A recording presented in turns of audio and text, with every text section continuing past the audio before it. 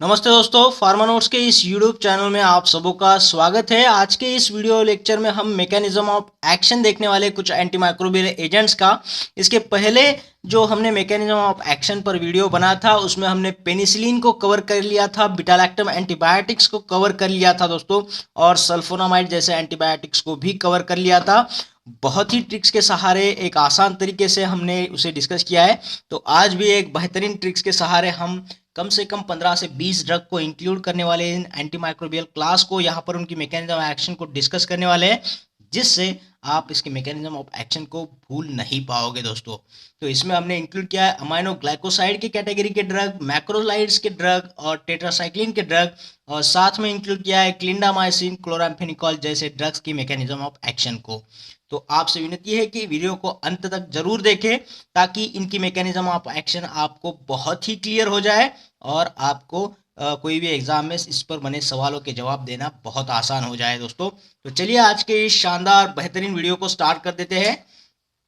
देखो, सबसे पहले तो ये समझ लीजिएगा सेंट्रल डोगमा ऑफ लाइफ होता क्या है।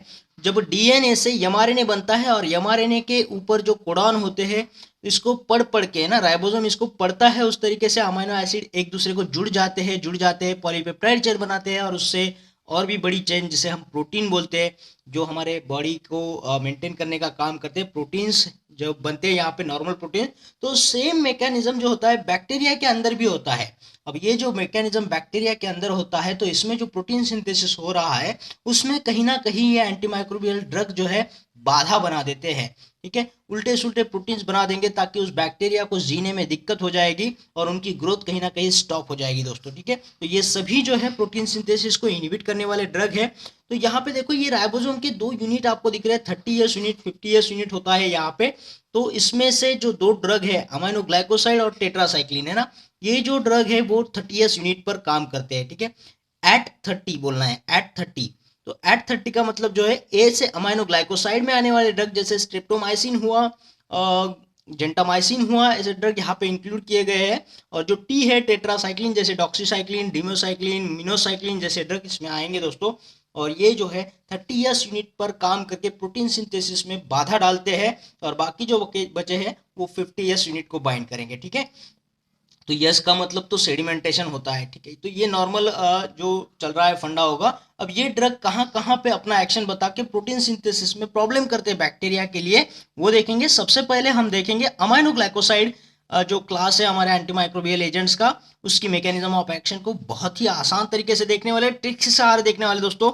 तो थम के रहिएगा यहाँ पे। तो देखो अमाइनो ग्लाइकोसाइड में जो अमीनो वर्ड आता है ना उसको हम कमीनो बोलेंगे, अमीनो को कमीनो बोलेंगे। और जो भी कमीनो लोग होते हैं वो गला काटते हैं ना, गला ग्लाइकोसाइड तो गला काटते हैं। तो कमीनो लोग क्या करते हैं ना, हर इंसान के जीन को गलत पढ़ लेते हैं।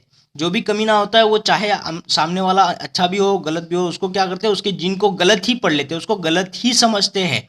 तो ये कमीने लोग से हम इसका मैकेनिज्म ऑफ एक्शन कैसे रख रहे हैं कि ये जीन को गलत तरीके से पढ़ता है। तो इसका मैकेनिज्म ऑफ एक्शन क्या है, misreading of codons on mRNA. MRNA के ऊपर जो भी कोडॉन्स लिखे हुए हैं उनका ये गलत रीडिंग करता है, मिसरीडिंग करता है। और जब कोडॉन का मिसरीडिंग होगा तो उसमें जो अमीनो एसिड का सीक्वेंस होगा वो भी चेंज हो जाएगा, जिसकी वजह से फाल्स प्रोटीन्स बनेंगे और उस बैक्टीरिया के प्रोटीन सिंथेसिस में दिक्कत आएगा और उसका ग्रोथ जो है कहीं ना कहीं स्टॉप हो जाएगा दोस्तों। तो अमाइनो ग्लाइकोसाइड की मैकेनिज्म को हमने याद रखा कमीनों से। कमीने जो लोग होते हैं वो हर इंसान के जीन को गलत पढ़ते हैं। तो जीन यानी यहाँ कोडॉन्स ऑन एमआरएनए हो गया और गलत तरीके से यानी मिस रीडिंग हो जाएगा। ठीक है, तो इस मैकेनिज्म ऑफ एक्शन को याद रखिएगा। चाहे स्ट्रेप्टोमाइसिन हो, जेंटामाइसिन हो, उसके अंदर आने वाला कोई भी अमाइनो ग्लाइकोसाइड का एग्जाम्पल हो, आप उसका यही मैकेनिज्म ऑफ एक्शन बताना है। ठीक है, नेक्स्ट है दोस्तों, और हाँ हमारे जो फार्मा नोट्स की जो इजी फोकस और मस्ती भरी जो पढ़ाई है, तो इस सारे नोट्स को लिए आपको इसका पीडीएफ मेंबरशिप लेना जरूरी है दोस्तों। और इसके लिए आपको मात्र कंट्रीब्यूट करना होगा 999 रुपीज़ हमारे चैनल के लिए, जिस कंट्रीब्यूशन के बाद आपको हमारे प्राइवेट टेलीग्राम चैनल से लिंक किया जाएगा, जहां पे आपको ये सारा मटेरियल पीडीएफ के फॉर्म में मिलता रहेगा दोस्तों, जिसे वीकली बेस पर अपडेट भी किया जाएगा। और ये ट्रांजेक्शन के लिए आप कोई भी ऑनलाइन ट्रांजेक्शन ऐप का इस्तेमाल कर सकते हो, जैसे फ़ोनपे, गूगल पे, पेटीएम से आप ये ट्रांजेक्शन कर सकते हो। इसके लिए हमारा मोबाइल नंबर दिया हुआ है, नोट कर लीजिएगा, 8087339648 पर। ठीक है, आप भी इसे इस्तेमाल करिएगा और दोस्तों में भी शेयर करिएगा दोस्तों। और ये जो भी जितने भी फार्मा एग्जाम्स होते हैं ना, उसके लिए कौन सा बुक इस्तेमाल करना है, क्या करना है, ये सभी लोग मुझे पूछते रहते हैं। तो इसका जो भी लिस्ट है, रेफरेंस एंड टेक्स्ट बुक्स का जो लिंक्स है, चाहे कितनी भी छोटी एग्जाम हो, कितनी भी बड़ी एग्जाम हो, इस सभी के जो सवाल बनते हैं इन्हीं बुक से बनते हैं दोस्तों। ये काफ़ी बहुत अच्छे बुक्स है, सभी लोग इसे ही इस्तेमाल करते हैं। तो इनकी जो लिस्ट है यहाँ डिस्क्रिप्शन बॉक्स में मैंने दी हुई है, आप उस पर जस्ट क्लिक करके ऑर्डर कर सकते हो और अपनी पढ़ाई स्टार्ट कर सकते हो दोस्तों, ठीक है। तो हर सब्जेक्ट के नाम के हिसाब से उसका लिंक दिया हुआ है, आप यहाँ से वो किताब को ऑर्डर कर सकते हो घर बैठे बैठे, ठीक है। तो चलिए नेक्स्ट एंटी माइक्रोबियल एजेंट्स की मैकेनिज्म ऑफ एक्शन को जानेंगे यहाँ पे ट्रिक्स के सहारे। पहले देखें यहाँ पे कि प्रोटीन किस तरह बनता है, किस तरह इसका रीडिंग होता है। तो ये जो है राइबोसोम है 50s 30s यूनिट का, इसके अंदर पी साइट और ए साइट होता है, ठीक है। ए साइट में आने वाला अमीनो एसिड यहाँ पे आ जाता है, जैसे यहाँ पे देखो पहला पहला अमीनो एसिड जब आता है टीआरएनए उससे लेकर के आ रहा है, यहाँ रखेगा एक साइट पर।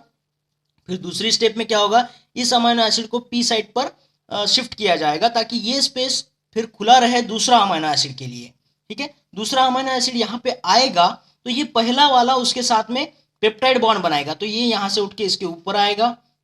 और जब यहाँ पे पेप्टाइड बॉन्ड बन जाएगा तो तीसरी स्टेप में ये दोनों को यहाँ शिफ्ट किया जाएगा ताकि फिर से ये स्पेस तीसरे वाले अमीनो एसिड के लिए खाली किया जाए। तो ठीक है, यहाँ दूसरा स्टेप जो आ रहा है यहाँ पे वो पेप्टाइड बॉन्ड बनाने के लिए आ रहा है। अमीनो एसिड एक दूसरे के साथ में पेप्टाइड बॉन्ड बना लेते हैं, फिर ये ए जगह जो है उसे खाली किया जाएगा, ये शिफ्ट करके फिर से यहाँ पे तीसरा वाला अमीनो एसिड आएगा। तो इसके धीरे धीरे धीरे धीरे अमीनो एसिड जुड़ते जाएंगे, पेप्टाइड चेन बनाएंगे, पॉलीपेप्टाइड चेन बनाएंगे और लास्ट में प्रोटीन बनाएंगे दोस्तों, ठीक है। तो ये बैक्टीरिया के अंदर भी होता है, तो वहां पे हमने ऐसे एंटीमाइक्रोबियल एजेंट्स बनाए हैं जो इस स्टेप को कहीं ना कहीं ब्लॉक कर देते हैं, इनहिबिट करते हैं, जिससे गलत प्रोटीन बनेंगे या फिर प्रोटीन बनने की स्टेप जो है वो स्टॉप हो जाएगी और बैक्टीरिया की ग्रोथ भी स्टॉप हो जाएगी दोस्तों, ठीक है। तो यहाँ पे देखिए इनका जगह कहाँ है, ये इनका मैकेनिज्म ऑफ एक्शन जो दिखाते हैं उसकी जगह कहाँ है, हम यहाँ पे समझते हैं। तो यहाँ पे देखो ये राइबोसोम आपको दिख रहा है, इसका ए साइड पी साइड अच्छे से दिख रहा है। ए साइड पे अमीनो एसिड आएगा, पी साइड पे जो भी अमीनो एसिड है वो उसके ऊपर जाकर के पेप्टाइड बॉन्ड बनाएगा, जैसे पेप्टाइड बॉन्ड बनेगा ए साइड को खाली किया जाएगा, यहाँ पे जो चेन बनी है उसको पी साइड पे शिफ्ट किया जाएगा, ठीक है। तो आप समझ रहे हो, सबसे पहले हम देखेंगे ड्रग जो ये ए साइड पे एक्ट करेंगे, एंटीमाइक्रोबियल एजेंट्स जो है वो ए साइड पे एक्ट करेंगे। यहाँ पे देखो ए साइड पे जो है टेट्रासाइक्लिन्स वाले ड्रग एक्ट करेंगे दोस्तों।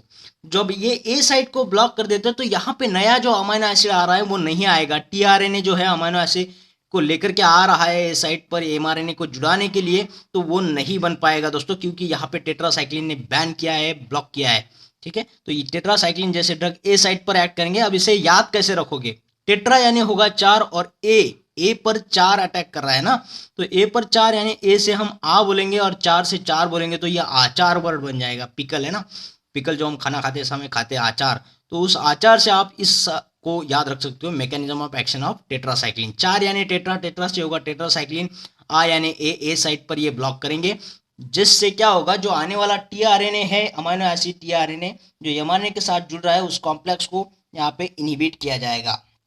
तो आप समझ रहे हो कि टेट्रासाइक्लिन जो है inhibit the amino acid tRNA mRNA complex, यहाँ पे जो कॉम्प्लेक्स बन रहा है उसको इनहिबिट कर रहा है, जिससे प्रोटीन सिंथेसिस स्टॉप होगा, बैक्टीरिया की ग्रोथ स्टॉप हो जाएगी, यानी बैक्टीरियोस्टैटिक ये एक्शन दिखाएंगे, ठीक है। नेक्स्ट हम देखेंगे यहाँ पे क्लोराम्फेनिकॉल की मैकेनिज्म ऑफ एक्शन को। अगर हम क्लोराम्फेनिकॉल को क्लोराम्फेविकॉल पढ़े ना, और फेविकॉल का जोड़ सबको पता है टूटता नहीं है, लेकिन ये क्लोराम्फेनिकॉल की वजह से जो जोड़ बन रहा है वो टूट जाएगा, क्योंकि यहाँ पे जब टीआरएनए जो है अमीनो एसिड लेकर के आता है, फिर ये पी साइट वाला अमीनो एसिड उसके साथ में पेप्टाइड बॉन्ड बनाने के लिए आता है, लेकिन यहाँ पे क्लोराम्फेनिकॉल ने इसे ब्लॉक किया है, उसकी वजह से यहाँ पे पेप्टाइड बॉन्ड नहीं बनेगा। फेविकॉल का जोड़ है फिर भी टूट रहा है ना, टूट जाएगा ये। तो क्लोराम्फेनिकॉल क्या कर रहा है, जो भी पेप्टाइड बॉन्ड बन रहा है अमीनो एसिड के बीच में उसके फॉर्मेशन को ही इनहिबिट कर देगा, जिससे प्रोटीन सिंथेसिस स्टॉप हो जाएगा, और है ना। तो आप यहाँ पे समझ रहे हो, क्लोराम्फेनिकॉल को हम फेविकॉल पढ़ेंगे तो जोड़ तो टूट रहा है, पेप्टाइड बॉन्ड बन ही नहीं रहा है, वो टूट रहा है, ठीक है। तो आपको यहाँ पे क्लोराम्फेनिकॉल की मैकेनिज्म ऑफ एक्शन समझ में आ गई होगी। और अब हम देखेंगे मैक्रोलाइड्स की मैकेनिज्म ऑफ एक्शन को।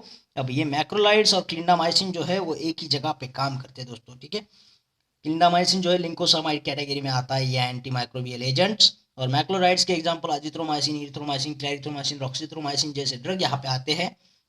अब ये इनहिबिट करेंगे पी साइट को, ठीक है।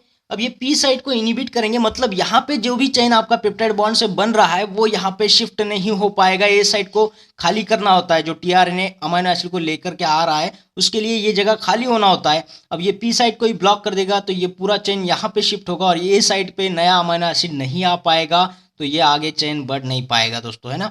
तो इसे याद रखो, पी साइट पे मैक्रोलाइड्स और क्लिंडामाइसिन ड्रग इनिबिट कर रहे हैं। कैसे, तो ये से याद रखने के लिए ट्रिक है, पिको माइक्रो जैसे छोटे छोटे ऑर्गेनिज्म है, पिको साइज माइक्रो साइज में उनको क्लीन करना है। उनको क्या करना है, क्लीन करना है। पिको माइक्रो साइज के बैक्टीरिया को क्लीन करना है, यानी पिको से होगा पी साइट, माइक्रो से होगा मैक्रोलाइड्स और क्लीन से होगा क्लिंडामाइसिन। ठीक है, तो इस तरीके से आप याद रख सकते हो। और यहाँ पे देखो मैक्रोलाइड्स को हम अगर ऐसे पढ़े माइक्रो स्लाइड करके, तो यहाँ पे जो अमीनो एसिड पे चेन बन रहा है वो यहाँ पे स्लाइड नहीं हो पा रहा है ना, यानी ट्रांसलोकेट नहीं हो पा रहा है। यहाँ से जो चेन है वो यहाँ पे शिफ्ट होता है, उसको ट्रांसलोकेशन बोला जाता है, और वो ट्रांसलोकेशन नहीं हो पा रहा है। तो इसीलिए ये जो मैक्रोलाइड्स एंड क्लिंडामाइसिन है, इसका मैकेनिज्म ऑफ एक्शन होगा, they inhibit the translocation of this peptide chain from A site to P site, है ना। तो इस ट्रांसलोकेशन को micro slide blocks the translocation, slide से लोकेशन यानी ये ट्रांसलोकेशन को हम याद रख सकते हैं ना। तो इस तरीके से आप ये सारे मैकेनिज्म ऑफ एक्शन को याद रख सकते हो दोस्तों। जैसे अमीनो को हमने अमीनो ग्लाइकोसाइड में हमने कमीनो पढ़ा, कमीनो लोग सारे इंसान के जीन को गलत पढ़ते हैं, तो misreading of codon on mRNA उसका मैकेनिज्म ऑफ एक्शन हो जाएगा। यहाँ पे टेट्रासाइक्लिन का 4 है और ए साइट का हम आ बोलेंगे तो ये आचार से हमने याद रखा, ए साइट पे जो ब्लॉक करता है वो टेट्रासाइक्लिन बन करता है, जिससे हम inhibit the amino acid tRNA mRNA complex को इनिबिट करता है।